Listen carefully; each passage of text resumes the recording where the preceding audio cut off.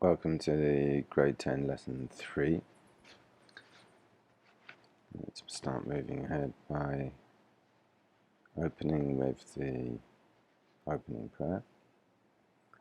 May the wisdom of the all-compassionate one so shine within our hearts and minds this day, that we may be enlightened in our acts, thoughts and deeds. So shall we learn to be true, good and happy, and attain the spiritual peace. Namo Buddhaya, Namo Buddhaya, Namo Buddhaya. Those of you who don't know already, Namo means I pay the deepest respects. It's called homage, like bowing out of respect. Okay, let's move on. Just to refer back to the original very first part, to remember the person as a moral being part at the very beginning of all of the Arete series here. So to remember where this fits in. Today we can be learning about freedom in decision making, but that freedom in decision making is all part of being a moral being. So the whole unit talks about the human person as a moral being. And in this unit we explore the concepts of intellect and free will, the moral context of our relationship with others, freedom in decision making, and dignity as an innate value. This unit allows us to discover important concepts that will shed light on the following questions. And you can answer and submit these because as you go along, you'll be getting a better idea about it. Are we fully capable of coming up with correct decisions? And I hope your answers are changing and developing. Why are we accountable for the consequences of our decisions and actions? What is the moral context of relating with other people? How can we protect and promote human dignity? So in this unit we can find real life examples wherein the concepts of intellect, human freedom, relationship, and human dignity are demonstrated, as well as the challenges that we must face and respond to if we are to create a moral and just society. Also, values such as mindfulness, justice, selflessness, and reverence for life are highlighted and intimately linked with how we are supposed to live and act with others in the society. So that's the end of the introduction. So firstly, I'd like to ask a volunteer to share some insights that he or she has gained from Lesson 2. Please write that in and PM that to me. And I'll probably share that onto the GC. So first, before we get going into the book material, I'd like to divide the class into small groups composed of 5 members each. So go to your group of 5 on Messenger, and this one has an image of a light bulb. That's how you'll know. But if you just do a search on G10 group and look for the one which has decision and a light bulb, you'll see that. And I'll make a graphic at the time we're doing this. I'll make a graphic to show the groups, but they're groups of 5.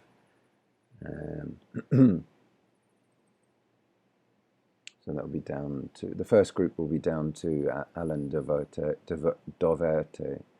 Second group will be down to between Stephen Fernandez down to Moses Lorente, and the next of the male groups will be Gabriel Rios, Quince Guido, and James Tan.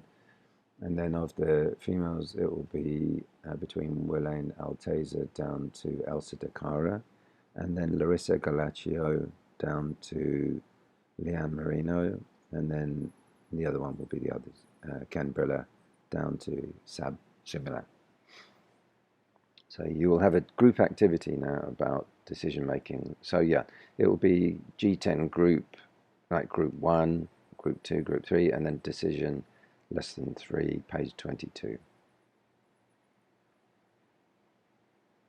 So I'd like to ask you students to imagine that signals have been received from outer space. The United Nations is going to send information about human beings in a special spaceship.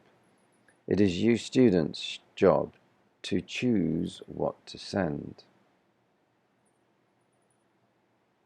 For example, music, models of people, clothing, literature, religious objects.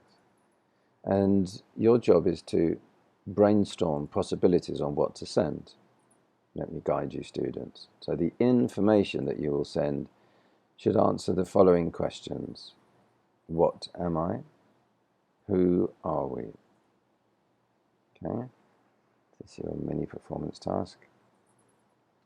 And I'd like to ask you all in the groups to share the top 3 informations that you think best answers the questions above.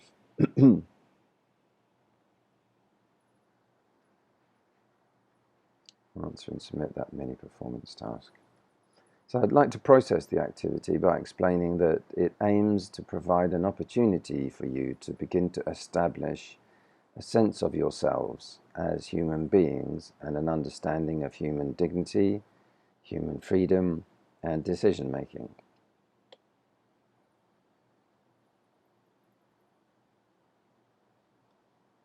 Okay, and now I'd like to kindly ask you students to read the victories of life on pages 22 to 24. Let's start off with the title, which is Freedom in Decision Making, and a quote. This is from Theodore Roosevelt, who was one of the American presidents. In any moment of decision, the best thing you can do is the right thing, the next best thing is the wrong thing, and the worst thing you can do is nothing. In the previous lessons, we have established that man is free to do what is right and good. However, when we are actually misusing our freedom, we commit acts that hurt ourselves, other people, and the world.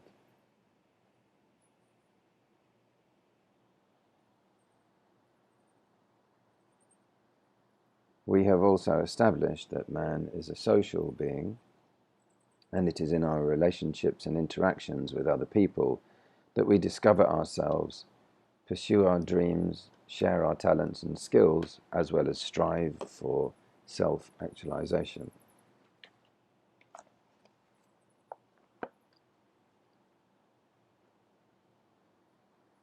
How do we view then our freedom in the context of decision making? Let us discover the intricacies, those are the tiny details, of freedom in the story All in a Day.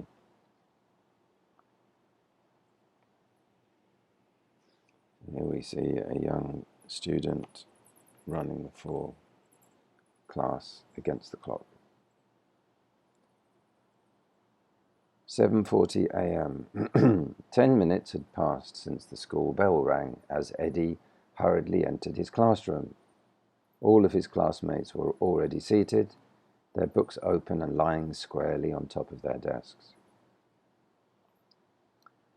Miss Macaria was standing in front of the chalkboard and writing the activity for the class.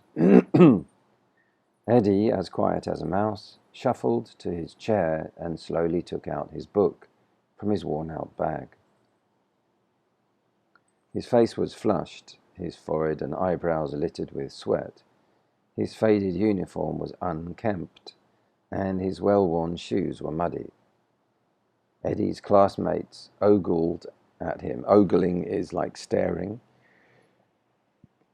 Ogled at him, and a few even snickered, just laughing. When Mrs. Macaria turned around, her gaze immediately fell upon Eddie. She sighed and raised her eyebrows a little. Her face was impassive, that's not moving, except for the slight rise in one eyebrow. Eddie thought that his kind teacher was a bit disappointed with him, for this was not the first time that he was late for class. Eddie gave his teacher a sheepish smile. Mrs. Macaria, not wanting Eddie to be further embarrassed, decided to start her lesson. The morning class went its usual course. 12 p.m. During lunchtime, Eddie took out a brown paper bag and fished from it half of a meatloaf sandwich. Eddie was really tired, that should be, and hungry, and seeing even such a small morsel of food made him smile. He said a little prayer and happily ate. Page 23. Fatima, his classmate, approached Eddie and smiled at him. "Have a piece of fruit, Eddie. Here is a bottle of juice, too," Fatima said, while giving the food and drink. "Thank you, Fatima." Eddie accepted his classmate's generous gift. After lunch, class resumed, and Eddie actively participated in the group work that was assigned to them. 4 p.m. The school bell rang and classes for the day had come to an end. Eddie bid his teacher and classmates goodbye and started his journey home. He usually rides the jeep, but for this afternoon he decided to walk since he didn't have enough money for the fare. Eddie was already a few meters away from the school gate when Glenn, another classmate of his, caught up with him. "Hey Eddie, let's walk together. I want to tell you about this new online game I'm playing." Glenn told him. "Sure, Glenn, I would love the company," Eddie replied. After a few blocks of walking, Glenn bid Eddie goodbye as he took a different road. Eddie thanked him, for he was quite pleased with the online game strategies he learned from his friend. 4:30 p.m. Soon Eddie arrived home. His mother met him at the door, She was surprised to see that Eddie walked all the way from school. From what you've read, you know that Eddie's day was far from great. In fact, it was a little difficult, but what made him consider it a great day?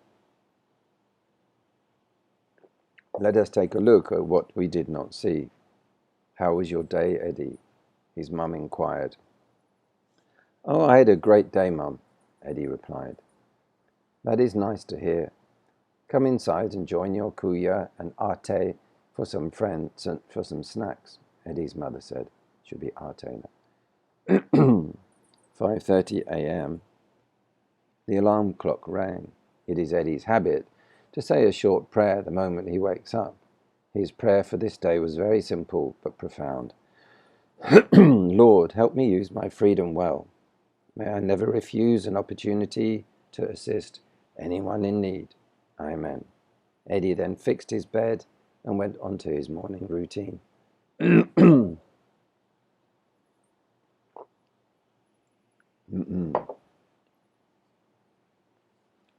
So there's a picture of the trike being pushed by the driver and Eddie. 7:25 a.m. Eddie was a few meters away from the gate of the school when he saw a pedicab stuck in the mud on the other side of the road. The pedicab driver, an old man with a slight build, was finding it hard to ease the pedicab out of the mud. Excuse me, got a very sticky throat somehow. Eddie quickly crossed the road and helped the old man push the pedicab towards the concrete. The old man was very grateful. At that moment, Mrs. Macaria, who was alighting from another pedicab to school, saw Eddie pushing the pedicab with all his might and helping an old man. Mrs. Macaria was proud to witness her student's kind deed. Over the page to page 24.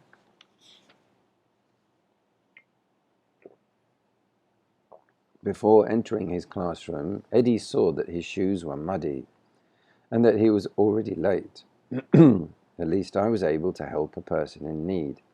I hope my teacher will not get mad at me, Eddie told himself. He took a deep breath and entered the room. 9 a.m. Recess. Eddie was feeling hungry and couldn't wait to eat the special meatloaf sandwich his mother prepared for him. He took half of his sandwich from his bag and was about to eat it when he saw that his seatmate, Pilar, did not have any food. Here, Pilar, have my meatloaf. I am not hungry anyway, Eddie said. Thank you, Eddie. I woke up late this morning and had to skip breakfast. I was in such a hurry. It's not very good English. I was in such a hurry that I forgot my sandwich. I really appreciate it. Pilar took the food. Eddie smiled. He would just save the other half for his meatloaf for lunch. Fatima, who was seated behind Eddie, overheard the conversation and witnessed the kindness and generosity of his classmate. 3:55 p.m. The students were preparing to go home when Eddie noticed that Gino was agitated. Hi, Gino, you seem to be worried. What is wrong? Eddie asked. Oh, Eddie, I lost my coin purse. My house is far, should be, from school, and I have no fare money left, Gino replied. Oh, I have some money saved, Gino. Here, take some for your fare. Take care on your way home, okay? Eddie said. Thank you so much, Eddie. I really appreciate it. Gino accepted the money and left. Glenn, who was standing behind Eddie, overheard the conversation and witnessed the kindness and generosity of his classmate. Now do you still wonder why Eddie said that he had a great day? That's the end there. So let's process this. So what is the story all about, do you think? Pause there, make your answer, submit. So the story, there's a guideline for the answer. The story is about Eddie, who sees each day as an opportunity to use his freedom well and to be of help to those in need. So submit your version. And how did Eddie utilize his freedom? Because in some ways he doesn't have freedom, isn't he? He has to be at school on time. He has to do these things. He has his freedom. How does he use it? Oops. No, we don't have that one there. Let me just get out that guideline one at the moment.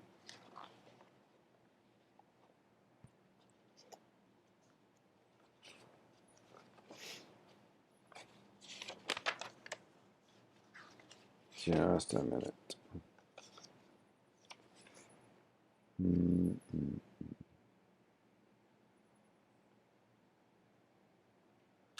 Well, the guideline is that Eddie used his freedom for the betterment of the lives of other people by helping those who are in need. Okay?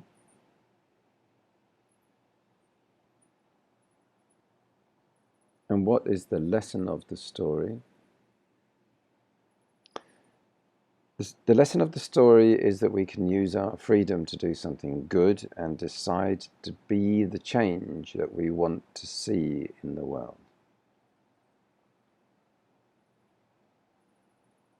And how can you relate the story to your own life? The answers may vary, however, I'd like to point out that we all have freedom, and we can use this freedom to effect positive change in this world. So now we're on to page 25. I'd like to ask you students to answer the points for reflection on page 25. The first one is, have you had an opportunity to do something good, and how did you feel after helping somebody in need? Second one, there are numerous social ills such as poverty, corruption, lack of concern for the environment that our country is grappling with. And what do you think will happen if only people will use their freedom well?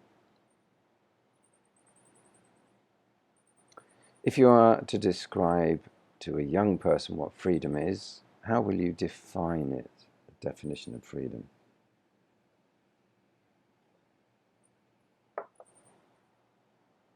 Right, then moving on to rediscover.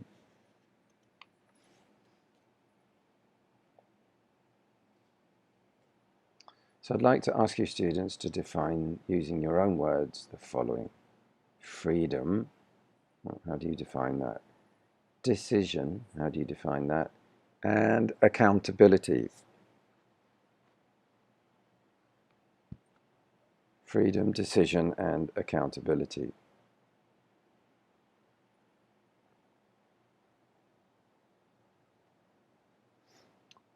And next, I'd like to ask you students, why our freedom is not absolute. Why our freedom is not absolute. You know what that means? Absolute is mean you can do what you want without limit. Why is that not the case?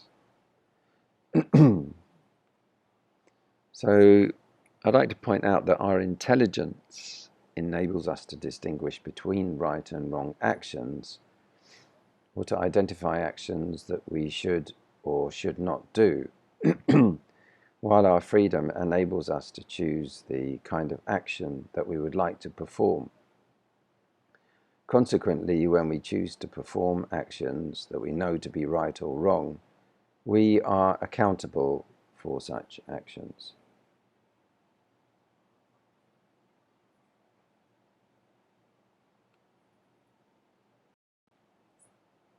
I'd like to highlight the concept that in our practice of freedom, it follows that we have to make choices and that there will be consequences to our decisions. However, because of our presence, awareness, and consciousness, we have that, quote, ability to choose the appropriate response.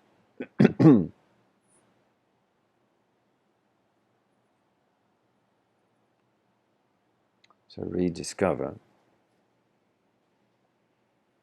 on page 25.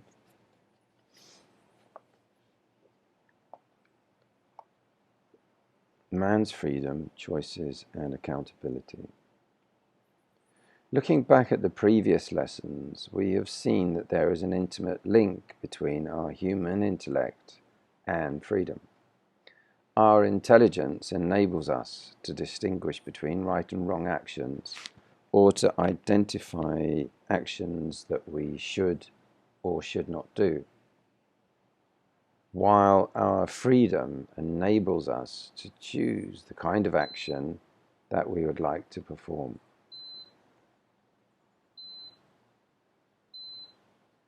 Moving on. Looks like my slides are not moving on. Right. Consequently, when we choose to perform actions that we know to be right or wrong, we are accountable for such actions. Okay. Since we are accountable for the use of our choices, we are then called to use our freedom in making responsible decisions. It can be argued that man can deny or even disown his freedom, but ironically, in doing so, he is actually using his freedom.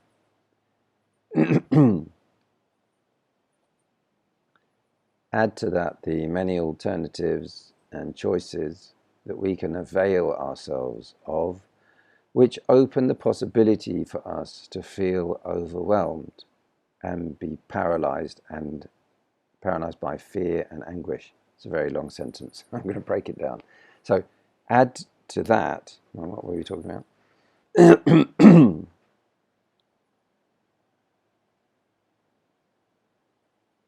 So yeah, if you just deny your freedom or disown it and say, I don't have any freedom, or say, well, it's not my freedom, it's the will of God, or it's this other people who are telling me to do it, okay? So that man sometimes does that, says that kind of thing. And then add to that many alternatives and choices, so there could be thousands of ways of doing things, that we can give ourselves,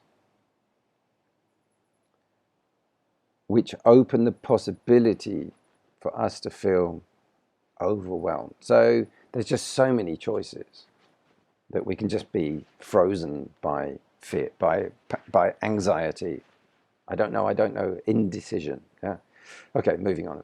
Yet man must make a choice, despite the possibly terrifying results of his actions, should be. Indeed, it is our choices that determine and contribute to the sum total of our being. Page 26.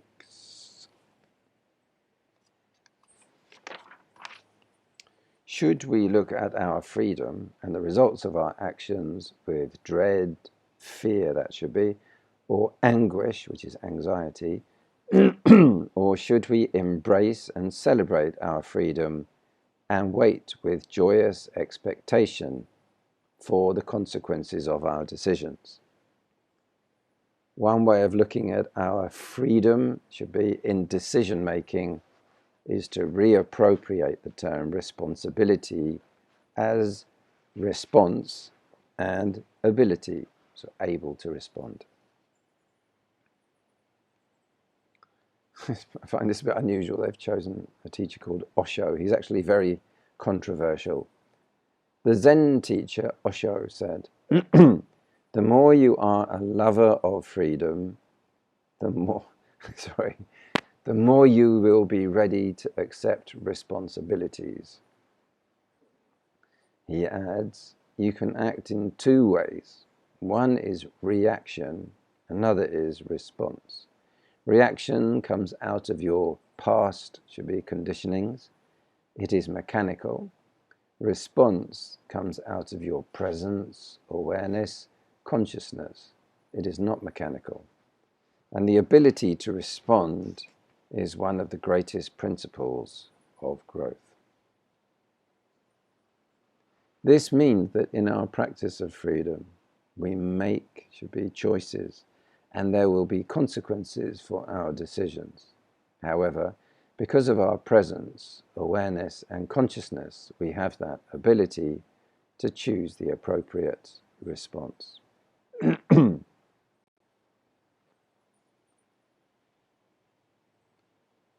To decide, then, means that we have to reflect upon the situation that is upon us, carefully consider all possible alternatives, and then choose with conviction that alternative or response we deem to be the best.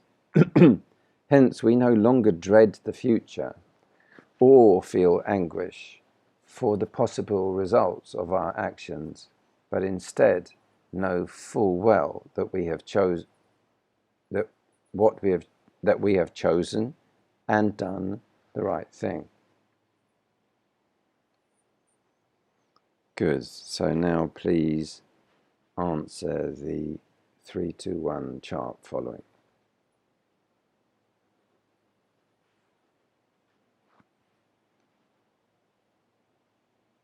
Here we have it.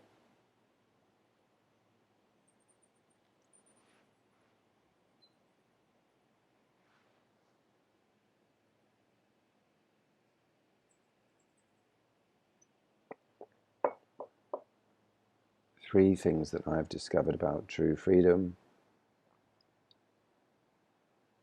2 things that I can do in the service of my family and community as an expression of my love and proper use of my freedom.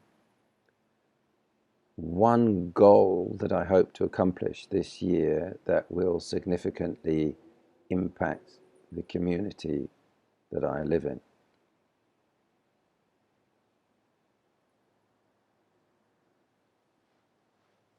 Okay, so let's move from page 26 and the 3, 2, 1 chart.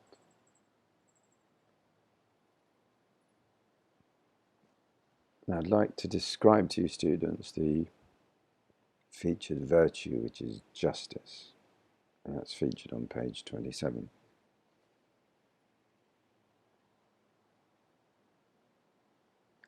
Let me explain that justice as a virtue is recognizing that we human beings have the capacity to love, and our fellow human beings deserve to be loved.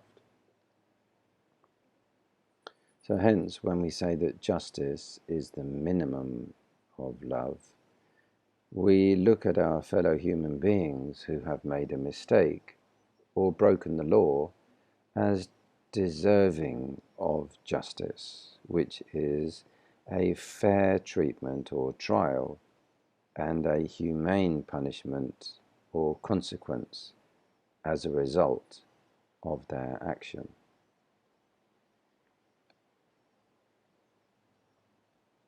Valuing a virtue, justice.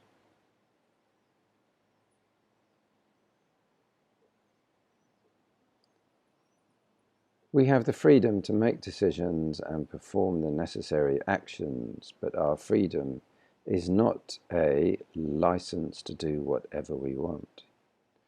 Looking back at the previous lessons, we have established that all our actions have corresponding results or consequences. Hence, we are free to decide on a course of action, but must be accountable for their results. One way to positively use our freedom is to make decisions that bring or promote justice. Our human intellect is capable of analyzing situations and coming up with various alternatives or choices. Using our freedom, we are called to choose the best course of action that adheres to the concept of fairness and justice. When we can do this, we can say that we have indeed used our freedom responsibly and have become an agent of positive change through the decision that we have made. We have said that we can look at another perspective of justice, which is love as the maximum of justice, and justice as the minimum of love. So what are we saying there? So we have said that we can look at another perspective of justice, which is love as the maximum of justice, giving the most benefit and most compassion in terms of justice, not only aiming to just punish cruelly, and justice as the minimum of love.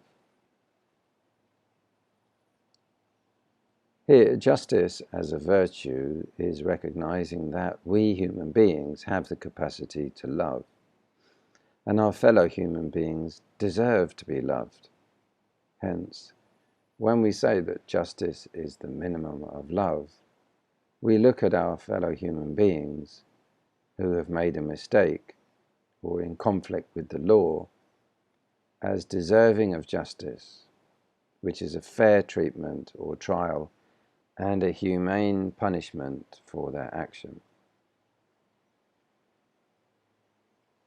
People may have made a mistake, but we are still called to dispense justice with love. On the other hand, we say that love is the maximum of justice when we go beyond the concept of punishment and retribution as manifestations of justice. Instead, we look at how we can show love to the people who have wronged us. Despite the mistakes and after the punishment or consequence, we are still able to show our love for people who have committed a wrong act. We recognize that human beings are frail, that should be F, and make mistakes, but it does not hinder us from loving them.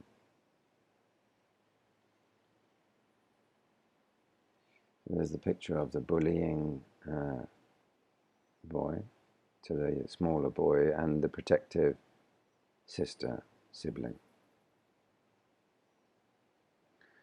On to trivia. The word decision comes from the Latin term decisio and decidere, which means to decide. A decision is a choice that you can make about something after thinking about it, or it can be the ability to make choices quickly and confidently.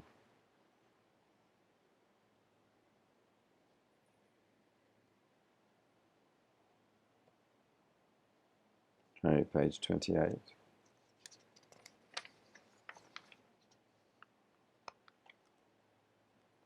Uplifting realizations. Between stimulus and response, there is a space. In that space lies our freedom and power to choose our response. In our response lies our growth and freedom. The quote above is attributed to Dr. Stephen Covey. It means that whatever situation we are in, we have that opportunity to pause for a while, to think, then consider our response. Unlike computers or robots who are pre-programmed to automatically give a response to any situation or stimulus, human beings have the capacity to consider, to reflect, and to discern every choice that he makes. In fact, it is also possible for a person to have different responses to the same problems. How can we ensure that we are using our freedom properly, should be, in our decision making? Let us look at the following suggestions. Understand that life does not just happen. Whether we like it or not, our lives are actually designed by us through the choices that we make. We can actually choose our response to any situation. Our responses determine the quality of our life. For example, you find a certain subject difficult and very challenging. What will be your response?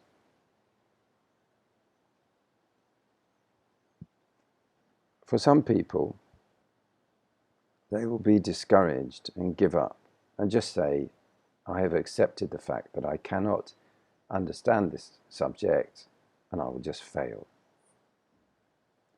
However, some people will say, this subject is difficult, but I will not let that get in the way of my success. Perhaps I should ask the help of my classmates and teacher and answer more exercises so that I can pass. Decide to be proactive. So the first one was understand that life does not just happen. You're involved with it. So decide to be proactive. This means that instead of just reacting to situations, you begin to pursue actively those things that will help you succeed. For example, instead of just waiting for the last moment to review before the quarterly exams, you can choose to proactively review your lessons every day so that when exam week comes, you can avoid cramming and need not stay up late preparing for the tests.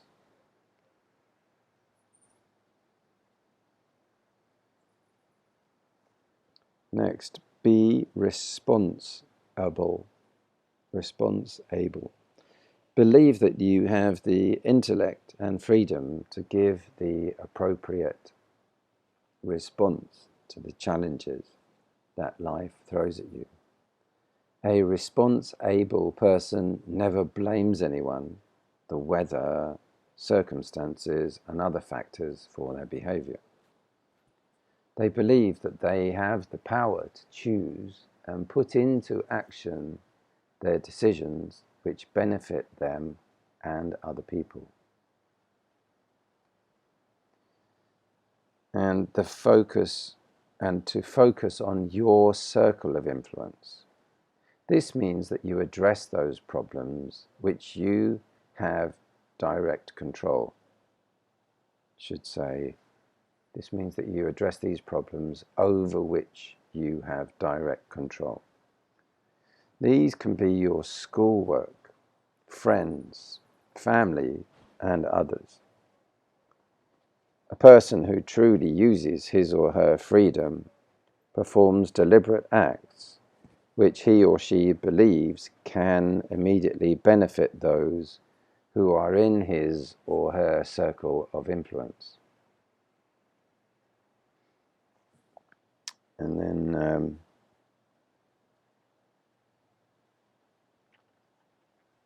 I'd like to ask you students, these questions are not in the book, by the way. One, I'd like to ask you students how you can motivate others to be just. How you can motivate others to be just. And also, I'd like to ask some volunteers to share examples of just actions.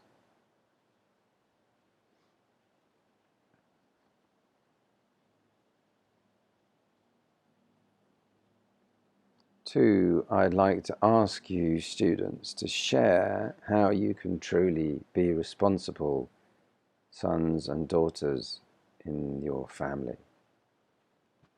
Please answer and submit. And three, I'd like to ask you students to answer the points to ponder on page 29.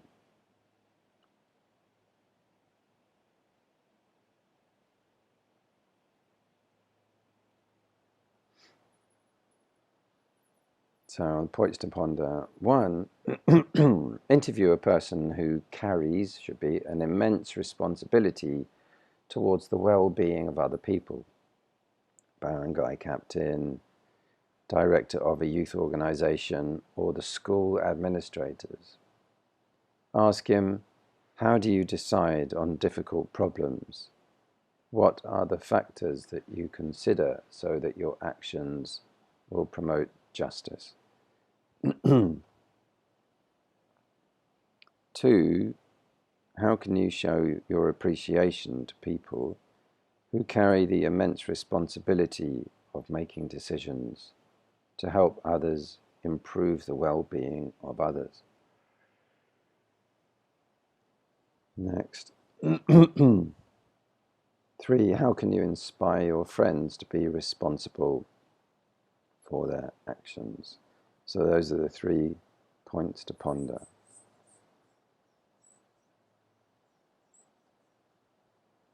Okay, moving on, we have the engagement. The summative test. Identify the person or the concept that is being described by the following items. And then write your answer on the space before the number. 1, this refers to the responsibility that we carry regarding the results of our choices. And 2, This refers to what enables us to choose the kind of action that we would like to perform. There's some kind of spelling thing going on here. So hold on, let me just repeat the first one and check. First one's fine. Yes, that second one should be, this refers to what enables us to choose the kind of action that we would like to perform, full stop. 3, this refers to a mechanical response because it is based on our past conditionings. 4, this refers to that which determines and contributes to the sum total of our being. And 5, this refers to the results of our actions and decisions.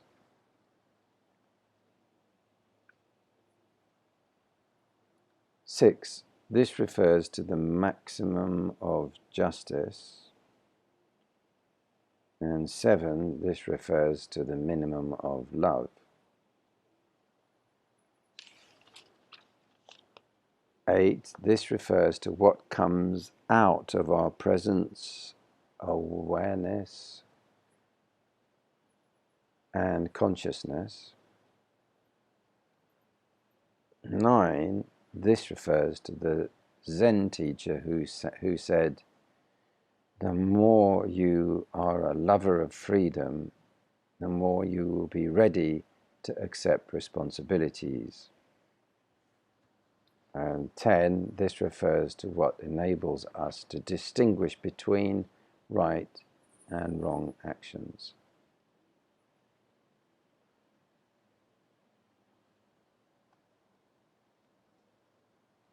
So next, this is not in the book. I wish to encourage students to do the activity on page 30, following the B section there, by joining your groups, and these, if you search in Messenger under G10, Group 1 or Group 2, Group 3, Group 4, Group 5, Group 6, Lesson 3, Song, page 30, and compose a song about freedom that contains the following.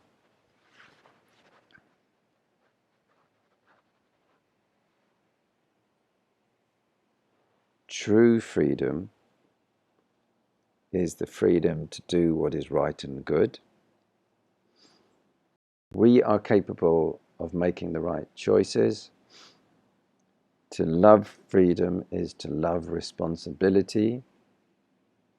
We are accountable for our decisions and actions.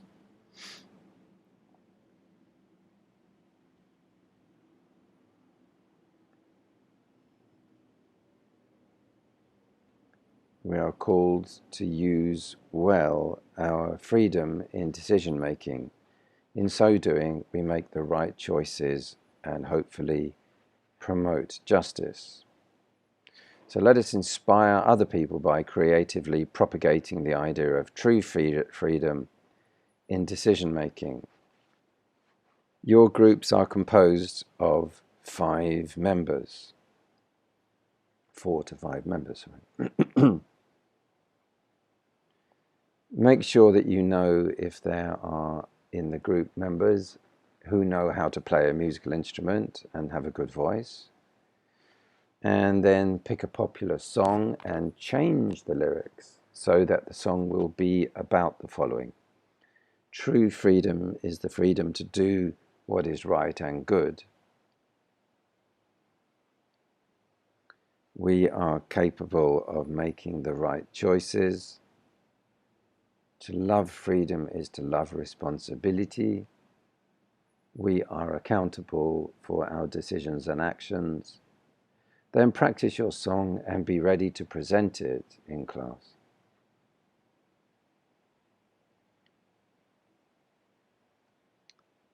Good, let's move on then. Situational analysis. I'd like to ask you students to do the situational analysis on pages 30 to 31. And I'd like to ask some volunteers to share your answers.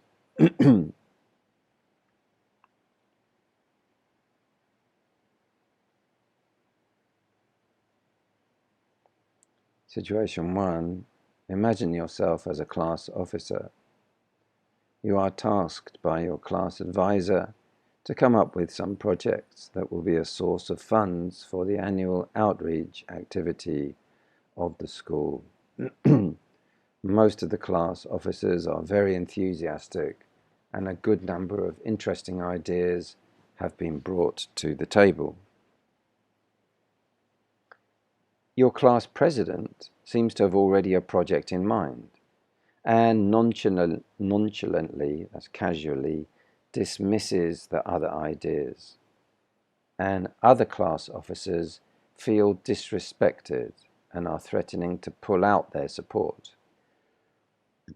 Using the lesson on freedom, should be, in decision making, how can you diffuse the heated situation, bring back harmony to the group, and decide on a project that will benefit a lot of people? Okay, so then possible solution 1, possible solution 2, and the best solution.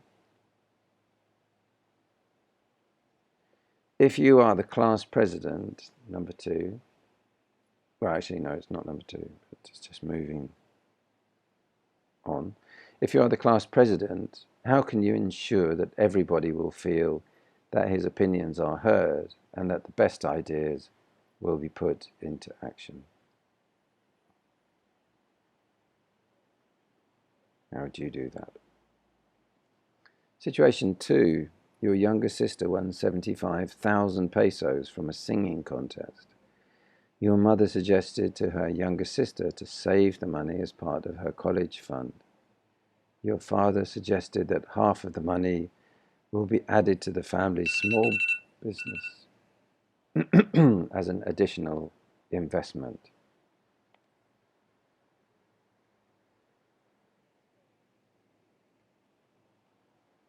Your sister, however, wanted to use the money for professional voice lessons and to buy a new microphone and speaker to further hone her singing skills. How can you help your sister come up with the best decision without disappointing your parents? There's the solutions, possible 1, possible 2, and the best solution.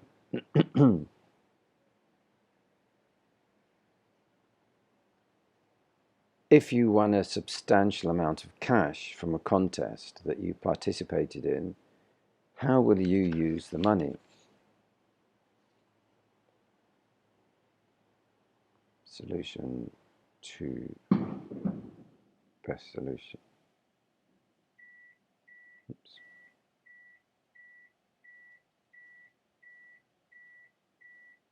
Something that's beeping.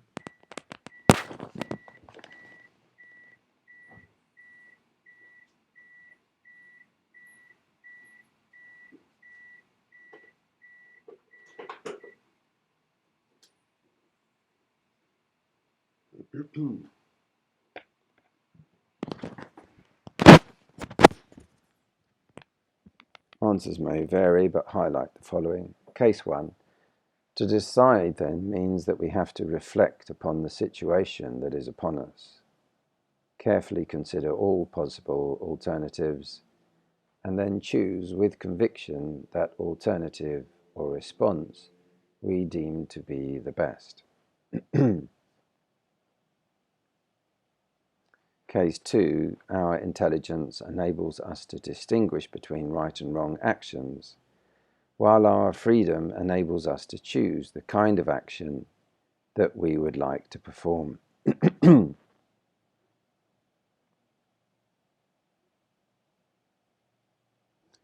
scaffolding for the performance task, a dilemma, is a problem involving a difficult choice between 2 alternatives. We have said that we have intelligence and freedom to make the right decisions. On a piece of paper, create a concept map about the various steps in coming up with a good decision when faced with a dilemma.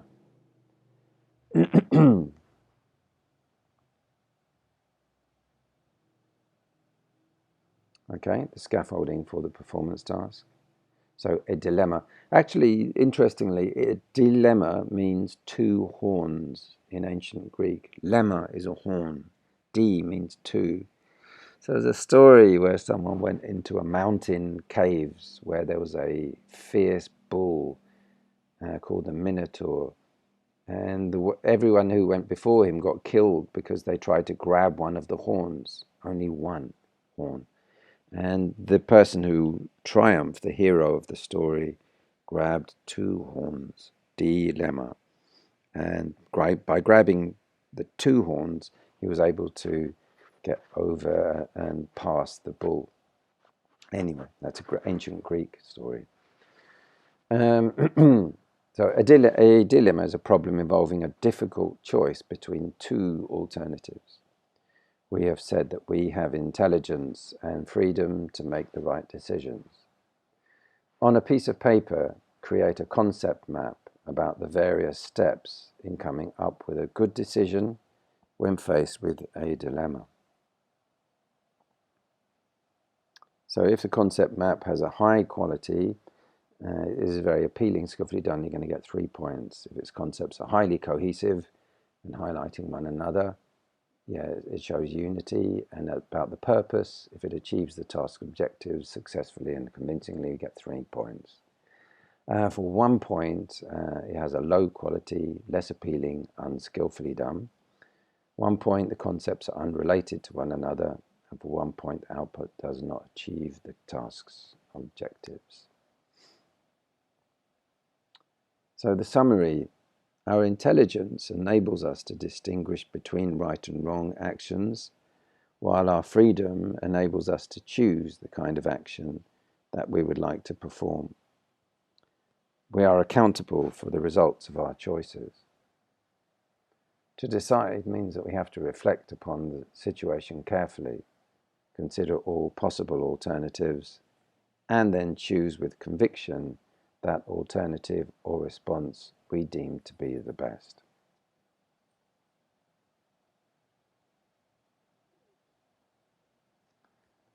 Quote then, the greatest accomplishment began as a decision once made and often a difficult one. Michael Rawls.